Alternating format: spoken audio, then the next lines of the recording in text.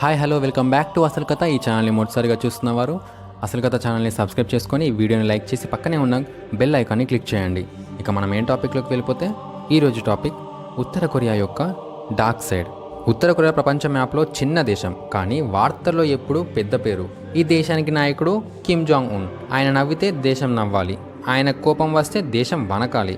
ఇది సినిమా కాదు, ఇదే నిజం.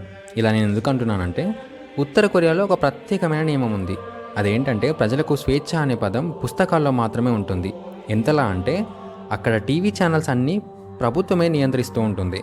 బయట దేశాల సినిమాలు చూడడం నేరం, ఈవెన్ సౌత్ కొరియా పాటలు వినడం కూడా నేరం. ఒక్కవేళ యుఎస్ మూవీ పెన్ డ్రైవ్లో దొరికినా అది జీవితాంతం శిక్షకు దారితీస్తుందంటే అర్థం చేసుకోవచ్చు అక్కడ ఎంత కఠినమైన రూల్స్ ఉన్నాయో.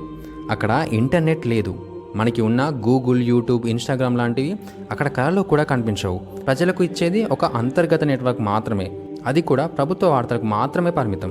ఇక మరోవైపు ఉత్తర కొరియా యొక్క ఇంట్రెస్టింగ్ విషయం ఏంటంటే, అక్కడ హెయిర్ స్టైల్ కూడా ప్రభుత్వమే నియంత్రిస్తుంది. అవును, మీరు విన్న నిజమే. అక్కడ అనుమతించిన కొన్ని హెయిర్ స్టైల్స్ మాత్రమే వేసుకోవాలి. యువకులు పాశ్చాత్య హెయిర్ స్టైల్స్ని పెట్టుకుంటే శిక్షార్హులన్నమాట. చిన్నపిల్లలు వారి చిన్నప్పటి నుండే నాయకుడు దేవుడు లాంటి వాడనే విషయాన్ని నేర్చుకుంటూ వస్తుంటారు. ఈవెన్ స్కూల్ బుక్స్లో కూడా కిమ్ కుటుంబం గొప్పతనం గురించి మొదటి పాఠంగా నేర్చుకుంటారు. అక్కడ చరిత్ర కూడా ప్రభుత్వమే రాస్తుంది.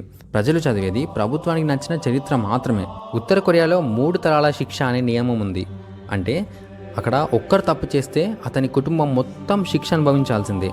అంటే ఇక్కడ నా ఉద్దేశం ఏంటంటే, ఒకవేళ తండ్రి తప్పు చేస్తే పిల్లలు, మనవళ్ళు కూడా జైలు జీవితం అనుభవించాల్సిందే. ఇది భయం ద్వారా నియంత్రణ. అయితే ఇక్కడ ఎన్నికలు జరగవా అనే క్వశ్చన్ రాకమానదు. దానికి గల ఆన్సర్ ఏంటంటే, ఎన్నికలు జరుగుతాయి, కానీ ఓటు వేయడానికి ఒక్క అభ్యర్థి మాత్రమే ఉంటారు. అంటే ఇక్కడే మనకు అర్థమైపోతుంది దీని ఉద్దేశం ఏంటంటే, ఓటు వేసిన ఫలితం ముందే నిర్ణయించబడుతుంది. ఇదంతా ఇలా ఉండగా, మరోవైపున ఉత్తర కొరియా దేశం నుండి బయటికి వెళ్ళడం చాలా కష్టం. ప్రజలు విదేశాలకు వెళ్ళాలంటే ప్రభుత్వం అనుమతి తప్పనిసరి అని చెప్పుకోవాలి. ఎవరైనా పారిపోవాలని ప్రయత్నిస్తే సరిహద్దుల్లో కఠినమైన భద్రత ఉంటుంది. ఇంకా ఒక ఆసక్తికరమైన విషయం ఏమిటంటే, ఉత్తర కొరియాలో నాయకుడి ఫోటో ప్రతి ఇంట్లో తప్పనిసరిగా కనిపిస్తూనే ఉంటుంది. ప్రతి ఉదయం దాన్ని శుభ్రం చేయాల్సిందే. ప్రతి ప్రభుత్వ సమావేశాల్లో నాయకుడిని ప్రశంసించాల్సిందే. ప్రజల జీవితం పూర్తిగా ప్రభుత్వ కంట్రోల్లోనే ఉంటుంది. ఎంతలా అంటే, ఎవరితో మాట్లాడాలి, ఏం చూడాలి, ఏం వినాలని కూడా వాళ్ళే నిర్ణయిస్తూనే ఉంటారు. ఇది ఒక మానసిక నియంత్రణ వ్యవస్థ.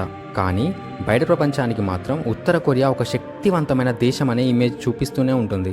మిసైల్ పరీక్షలు, అణు ఆయుధాల ప్రదర్శనలు, భారీ సైనిక పరేడ్లు అవి ప్రజల కోసం కాదు, ప్రపంచానికి ఒక సందేశం లాంటిది మాత్రమే. కిమ్ జాంగ్ ఉన్ 2011లో తన తండ్రి కిమ్ జాంగ్ ఇల్ మరణం తర్వాత 3వ తరం నాయకుడిలా అధికారంలోకి వచ్చారు. అతడు యువకుడే అయినా తన నియంత్రణ విధానం చాలా కఠినంగా ఉండేది. అతని పాలనలో అణుశక్తి పెరిగింది, కానీ ప్రజల ఆర్థిక పరిస్థితి మాత్రం కఠినంగానే మారింది.